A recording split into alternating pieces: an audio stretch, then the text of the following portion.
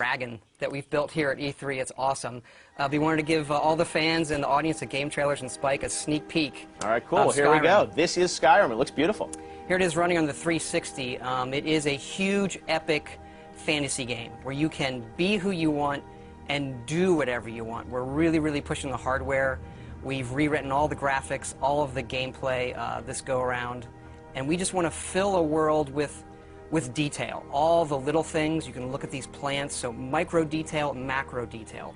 You can walk to the top of that mountain. If you've played our stuff, you know these are huge games that are wide open for you to explore and do what you want. We have a new animation system, so you can play in third person. So some nice blending on the character. That is Dragonborn. That is, you can be whoever you want, male or female. This is the character we're showing. So a lot of people like to play in third person, so it's a real viable option this go around. Mm-hmm.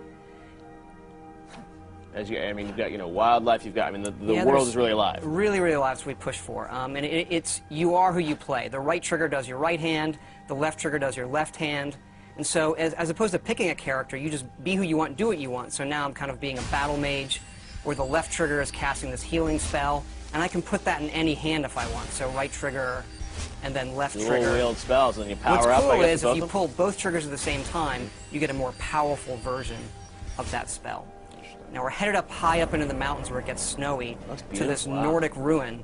This is one of our over 150 dungeons that we have in the game, and the ancient Nords used to worship dragons.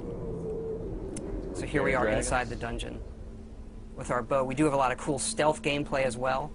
So we really want to pay off on all of those different styles of gameplay, whether it's stealth, melee, magic. As this person is switching between in this playthrough first and third, do you think a lot of people are going to play it that way, or? I prefer first person myself, but I notice a lot of people just like to run around in third person. You can also dual wield swords. Okay, wow. Actually, dual wield any one-handed weapons. And you'll see me use a shout here. It's one of our magic powers you can do. There are a lot of shouts throughout the game, right? These dragon shouts? Yep.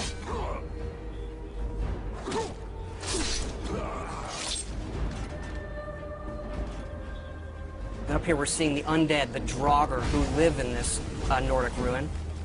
Using a flame spell in my left hand, sword in my right. Then another shout power. And how do you gain these shout powers throughout the game? You'll see some of that coming up, actually. But you learn the words, and then you have to unlock the ability to use them. So you learn these words of power in the dragon language. And the dragons in the game are a big feature, and when they're doing things, they're using the words as well. There are staves you can use to light areas of dungeons on our way out of this dungeon. Wow. We use water as a nice feature to guide you out sometimes as well. Now you have a new sort of story system in this too, right? A Radiant story system? Radiant story that guides all of our quests to make it, since it is a big open game, to give us some more control over the experience you're going to have and make it more dynamic. Wow.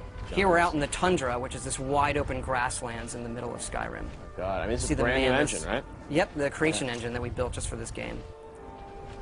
So the mammoths, a lot of these creatures are peaceful unless you mess with them. Uh-oh, not a good idea. And you can also breathe fire like the dragons.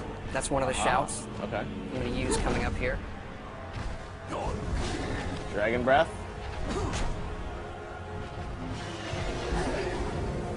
Aha. And dragons can attack anything. They're dynamic creatures. We don't script them.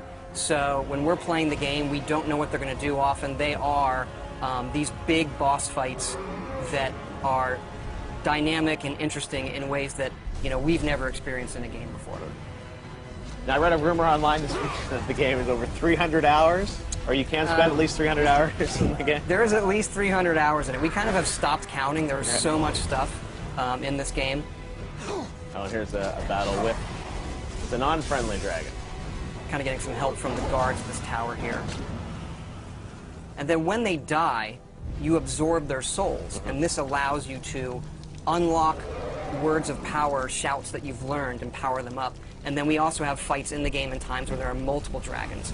So here comes another one up there, a frost dragon. They're even more powerful than the dragon that I just defeated with the help of the guards. And what's cool about this game is, dragons are not just going to come into the, the final 10% of the game. I mean, you're going to see them throughout the game, right? They are creatures like any other, and you see them not from the initial get-go, but you see them throughout the game, yes. I was reading your character sort of starts this game. You're on your way to your execution. Is that true? You are being led to your execution. This is another shout there, Storm Call.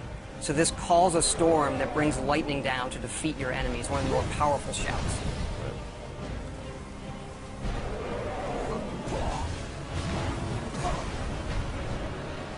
And then once the dragons get hurt enough, they can't fly, and they'll either land or they'll crash.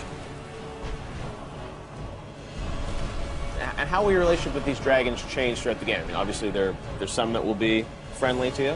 I don't want to quite spoil it yet, but they all aren't out to destroy the world, and why they're back and what they want is part of the mystery of the main quest in the game that you're going to uncover. Wow, very cool. Justine, are there any questions from fans for Todd? I have a question here from Jerry V on Facebook. Says, love the guilds in Oblivion. I wonder if the factions are going to return. Do you think it'll happen? We do have factions returning. Our three main factions are the College of Winterhold, which is like for the mages, the Companions, which is our warrior guild, and then the Thieves Guild, of course. Right. Very cool. And there's the beautiful Skyrim logo, and the date we know is going to be 11/11/11, which is coming out in November. Very cool. Justine, any more questions? Let's see, Player22 on Twitter says, loving the new engine. Can't wait to see more. Curious with how many environments they will have in Skyrim.